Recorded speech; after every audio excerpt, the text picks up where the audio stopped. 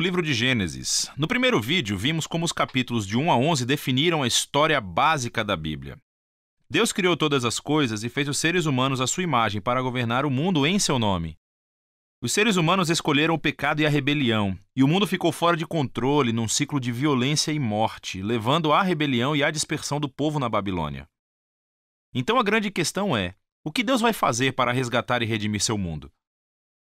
A partir da dispersão da Babilônia, o autor traça a genealogia de somente uma família, que culmina em um homem chamado Abrão, mais tarde conhecido como Abraão. A promessa de Deus para Abraão, no começo do capítulo 12, abre um movimento completamente novo na história. Deus chama Abraão para que deixe a sua casa e vá para a terra de Canaã, que Deus diz que será sua um dia. Nessa terra, Deus promete a Abraão que irá torná-lo uma grande nação e irá fazer seu nome grande e abençoá-lo. Essas promessas estão ligadas a partes anteriores do livro. A Babilônia, de forma arrogante, tentou buscar a sua própria fama e isso não terminou muito bem.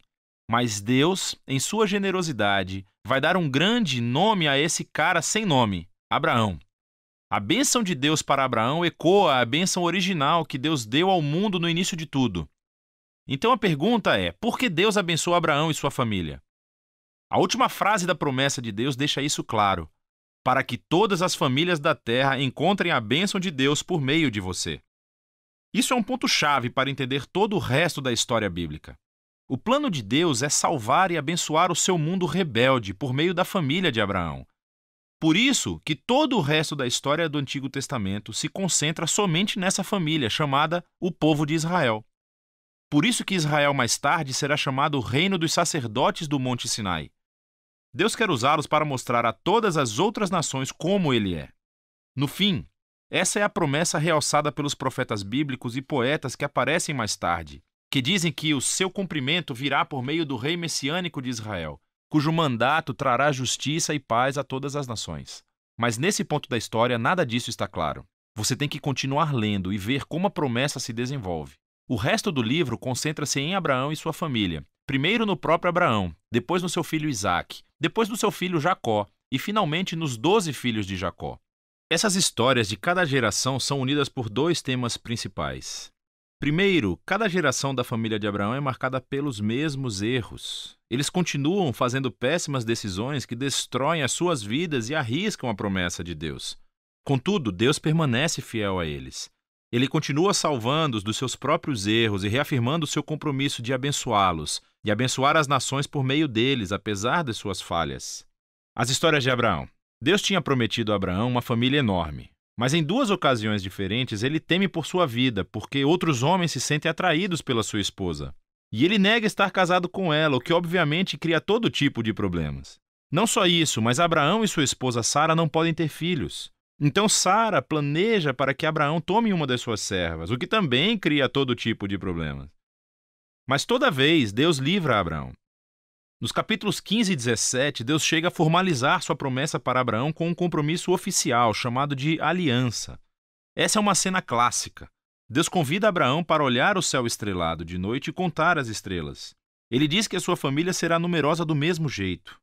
Apesar das probabilidades, sem filhos e sem maneira de ter nenhum filho no momento, Abraão olha para o céu e simplesmente confia na promessa de Deus.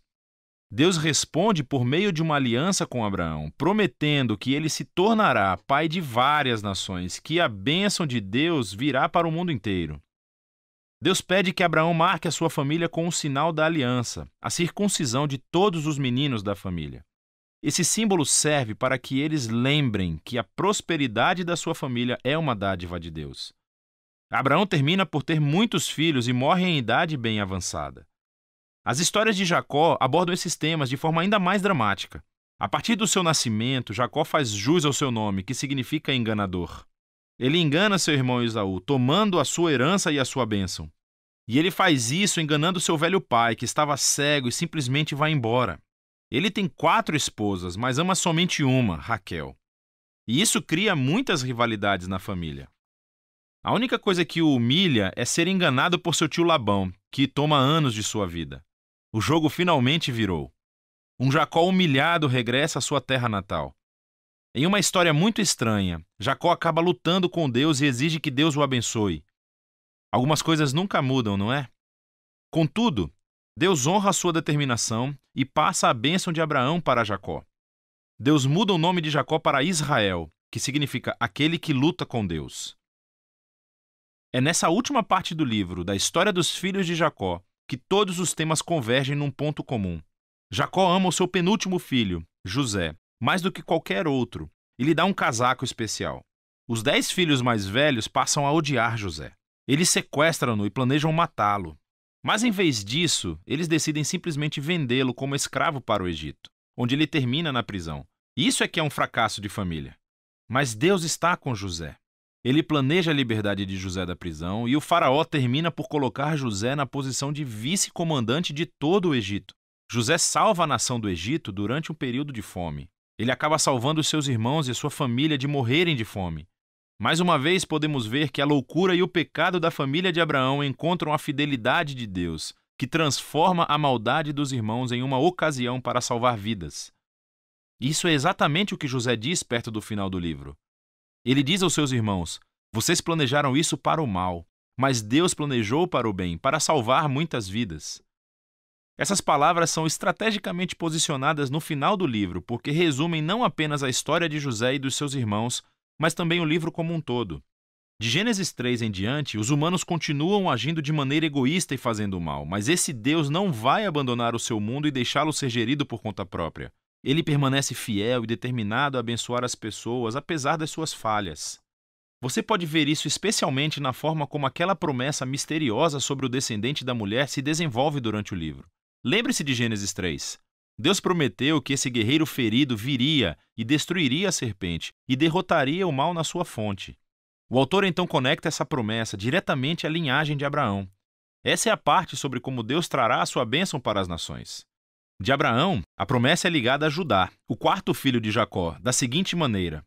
Em um poema extremamente importante no capítulo 49, Jacó, já envelhecido e no seu leito de morte, quer abençoar os seus 12 filhos.